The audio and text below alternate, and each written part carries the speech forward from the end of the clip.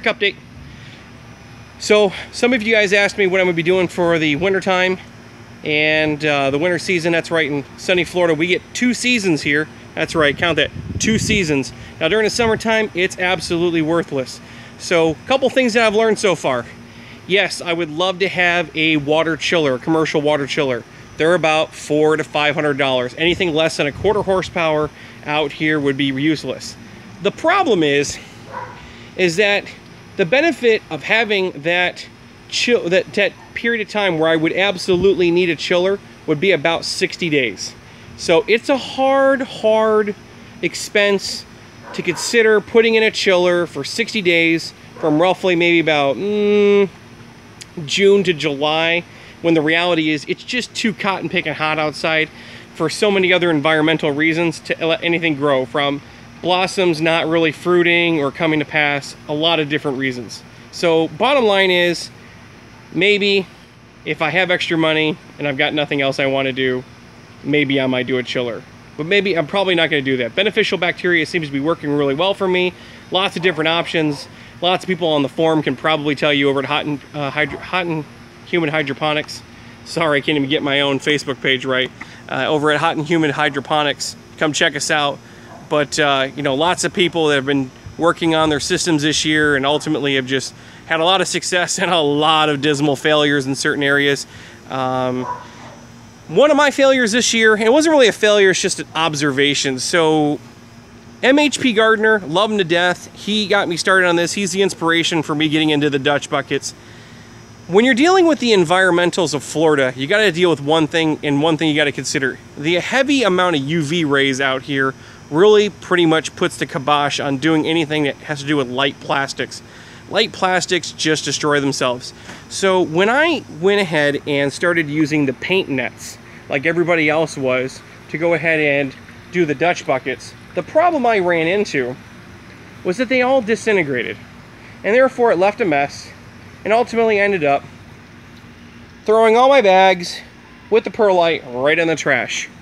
That to me is a big waste of money. I like to be able to reuse my media, and perlite, you can get 1 or 2 uses out of it, but quite frankly, at the end of the season, I realized my yard looks like a big snow dome, and in Florida, I got too many things going on, and I got what looks to be like everlasting snow in half my yard. I won't even show it to you, it's that embarrassing. So what I wanted to do is I wanted to use a heavier media. Well, not only did the bags rip with perlite, I'm going on a limb and say they're probably going to rip terribly worse with anything heavier than perlite. So this is what I'm going to do. I'm going to take a page out of Brock Hughes's YouTube channel, which, by the way, if you've never checked out Brock Hughes, you need to go and look at. The man knows his stuff. Now, he's in British Columbia. His climate is completely different than mine, but a lot of his technique applies, and he's just very comical to listen to. He's just a good, kind, soul-hearted person. He actually helped me out when I was running into some issues during the summertime when it came to heat in my reservoir. So what I've decided to do is do a bucket inside of a bucket. So yeah, I'm gonna clean this one out, but you get the point. There's my system. There's my elbow. I'm just gonna nest another bucket inside, get it down as close as I can, and I'm gonna drill holes in the bottom, simulating a net. I might put some on the sides, maybe in the corners, whatever that looks like. The bottom line is I can put heavier media in here, and then when I'm done, I can go ahead and just, there you go, pull it out. Everything stays nice and clean, etc. Now, I might put a screen or something in the bottom there to keep some of it out there, but the type of media I'm going to be going with is ultimately just going to be some kind of rock or some hydroponic new clay that Worms Way over in Tampa has introduced me to. I'm going to give that a shot. It's not that expensive per bag, and the idea of just being able to clean it and use it over and over and over again really appeals to me. Aside from this nasty, messy white stuff, which I have just made an utter mess, and my wife is ready to take me to the cleaners over. So, you know, yeah, I'm a bit chatty, a little long-winded. Looks like junk right now, but in the next couple of weeks, everything's going to look spit polish.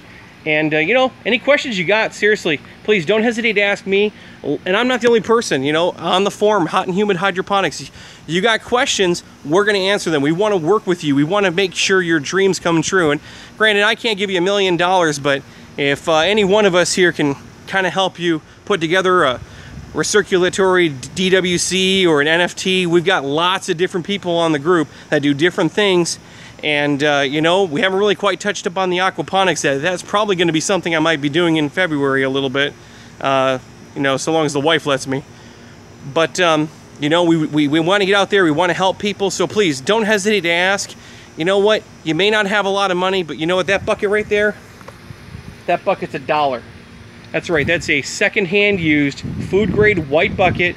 You wrap a little Reflectix over, a little bit of reflection, and at the end of the day, you put a little nutrients in there, cut a little hole in the top, put some seeds and some perlite, and at the end of the day, you're gonna have something to grow, and you're gonna be proud of it. So don't let budget stop you. Again, any questions? My name is Paul, and thank you so much, and on behalf of Hot and Humid Hydroponics, go get it, make it happen.